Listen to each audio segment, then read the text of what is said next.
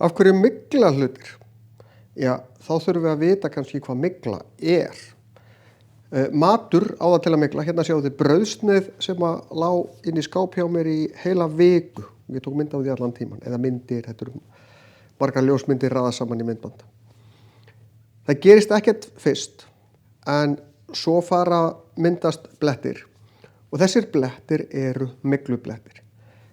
Það er ekki þannig að mygla verði bara til einhvern veginn að sjálfu sér. Það eru pínu lítil gró út allt og allstaðar sem að ef þau komast í næringu, raka og passlegt hitastig, byrja þau að vaxa og mynda lífveru sem að er myglan. En hvernig lífvera er mygla?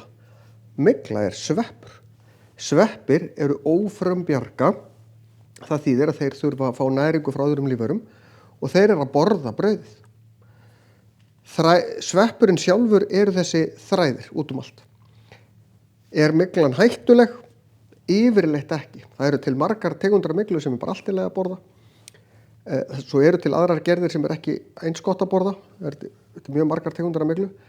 En það sem er hættulegt, eða getur orðið hættulegt, er þegar að sveppurinn er búinn að vaxa lengi og myglan er orðin dökk og jafnvel svona út í svart. Þá er hún farin að mynda gró og þá getur hún farin að mynda eiturefni sem að geta verið hættuleg. Þannig að ég mæli ekki með því að borða mygla brauð, en við borðum myglaða osta. Gráðostur er til dæmis bara myglaður ostur. Þannig að mygla er ekkert endilega hættuleg. Hún getur verið notuð til þess að búa til alls konar hluti, en hvað gerum við til þess að koma í veg fyrir að hlutir mygli?